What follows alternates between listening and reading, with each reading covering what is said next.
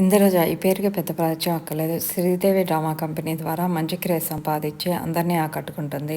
రీసెంట్గా ఇంట్లో power cut అయితే రోడ్ల మీద పచ్చడి చేస్తూ ఆ పచ్చడికి సంబంధించిన వీడియోని తన సోషల్ మీడియా ద్వారా షేర్ చేసింది.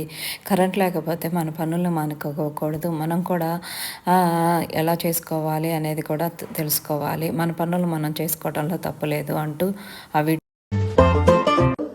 సో పవర్ కట్ అయితే ఇంట్లో మనకి ఇది కూడా వచ్చనమాట. అట్లుంటది మనతో మరి.